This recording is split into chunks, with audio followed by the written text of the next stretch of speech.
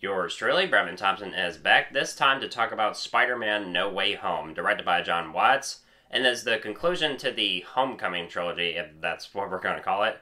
And just to be clear, this is going to be a spoiler-free video. I will be doing a spoiler discussion pretty soon because there's a whole lot that I want to talk about because there were just so many things in this movie that I definitely want to delve into, but I can't because there's a whole lot to talk about and it involves a lot of spoilers. So I will be discussing a few details here and there, but I want to get my thoughts across on what I thought about the film. So I will be talking about things that were shown in the trailers. So if you don't want to know anything and if you want to go completely fresh, I recommend checking out the film first, and it's out in theaters right now.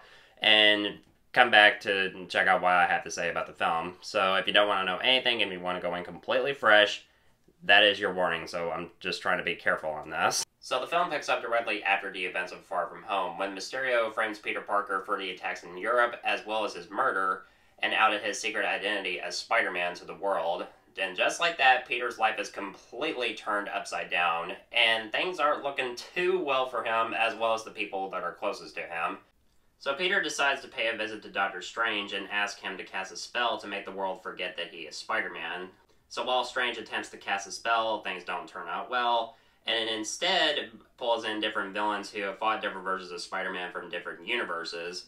So it's up to Peter to catch them and send them back to their universes, as well as discovering what it truly means to be Spider-Man.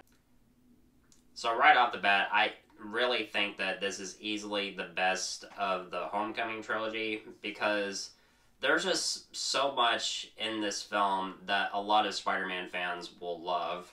And Tom Holland as Spider-Man, I think this is the best that he has ever been as both Peter Parker and Spider-Man, because I have always loved his interpretation of Spider-Man. I've loved him since Civil War. I think he was perfect in that film, as well as his other Spider-Man films, as well as his appearances in the Avenger movies. I mean, he's perfect as this character, and I'm really excited to see where they'll go with this character. I mean, if Tom Holland continues to play Spider-Man, which I really hope that he does.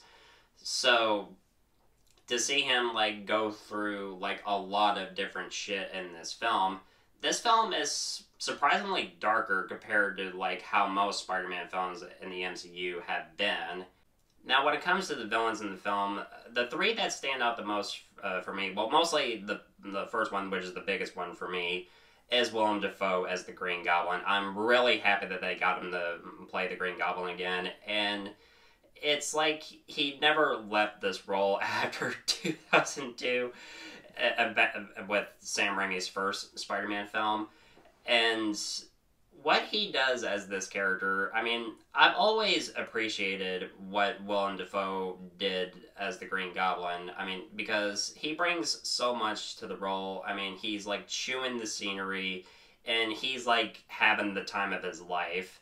As for Alfred Molina back as Doc Ock, that put a huge smile on my face. He's just as good as he was in Spider-Man 2 back in 2004. Jamie Foxx as Electro, he was really good in this film. He was handled a whole lot better compared to how he was handled in The Amazing Spider-Man 2.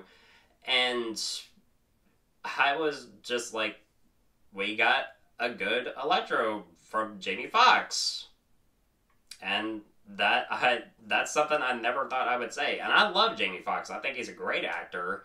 And I just think that in The Amazing Spider-Man 2, his potential to be a good villain was kind of wasted. And I'm glad that he had a chance to redeem himself in this film. And he was a lot of fun to watch on screen, I'm not gonna lie. The emotional moments in the film really work, and there were some moments in the film where it made me tear up a bit, because, there are some moments where it can get you there. But when it comes to Peter's relationship with MJ, played once again by Zendeya, their chemistry works so well, and I love seeing these two together on screen. And it's my favorite Spider-Man relationship. It's between this, don't get me wrong, I still love Tobey Maguire and Kirsten Dunst with Peter and MJ, because I really love them in the Raimi trilogy, and I really like Andrew Garfield and Emma Stone's Peter and Gwen Stacy. But when it comes to Peter and MJ and the MCU, I really like them, and they have great chemistry together. And what happens at the end of the film, it's a little, well, not to get into spoilers, but it did make me tear up a bit. I mean, nothing like, well, if you see the film, then you'll know what I'm talking about. And Peter's friendship with Ned, I really like Ned in this film, and he gets to do a whole lot more compared to what he has done in Homecoming. I mean, he was Peter's guy in the chair, but Jacob Batalon, he really does a really good job in this role, and I'm glad that he, like, actually gets to help Peter a lot more compared to how he helped him out in the previous films. And Marissa Tomei as Aunt May, she has a really important role for Peter in this film, and she becomes really important near the end of the second act of the film. And if you see the film, then you know what I'm talking about. The action sequences are a lot of fun to watch. One of my favorites in particular is Spider-Man's fight with Doc Ock, and how this is executed, it works perfectly. And there's this brief fight with Spider-Man and Doctor Strange in the mirror dimension, which you might have seen glimpses of in the trailer. And Benedict Cumberbatch as Doctor Strange, I really love him as this character, and he has, like, done, like, a really good job playing him in the MCU. And I cannot wait to check out Doctor Strange in the Multiverse of Madness, which is being directed by Sam Raimi. I really cannot wait for that film.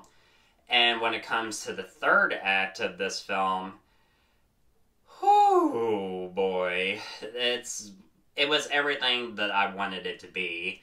And when it comes to fan service, I have been served. Mostly when it comes to fan service, I mean, you see certain things that you always wanted to see, and when it comes to the fan service in No Way Home, it doesn't really feel forced to me. And I think it mostly, when it comes to the fan service moments, they feel earned. And I think that a lot of Spider-Man fans will be like, oh my god, I can't believe that they did that.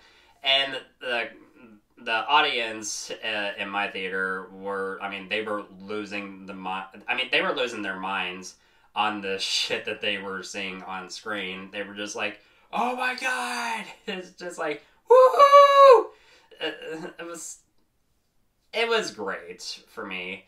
It really was. But when you have, like, a lot of different characters mashed into one film, I was really worried that Sony would be repeating the same mistakes that they made with Spider-Man 3 as well as The Amazing Spider-Man 2 by having, like, a lot of different characters and not really having a much cohesive story.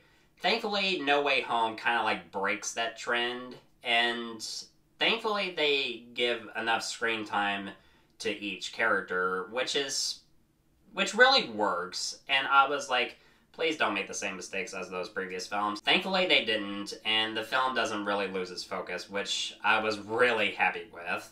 I don't really have much issues with the film. I don't really have any complaints at all. I really love this. This is probably my favorite Spider-Man film since Spider-Man 2. And this is one of my favorite movies in the MCU. This is probably one of my favorite, if not my favorite film of the year. And this is definitely one of the best comic book films I have ever seen. And if they continue to make Spider-Man films based in the MCU, I really cannot wait to see what else they do. And Tom Holland is, I mean, this is the best that he has done as Spider-Man. And when it comes to No Way Home, this is one of my favorite Spider-Man films. I mean, if I had to, like, rank Spider-Man films, it's kind of difficult for me to decide which is my favorite Spider-Man film. It's mostly between this and Spider-Man 2, so that's the best way that I can describe it. But still, No Way Home is just, it's a fucking blast. There's no easy way for me to say it. I honestly love the shit out of this film. So, of course, Spider-Man No Way Home gets an A+. Hallelujah. Hallelujah.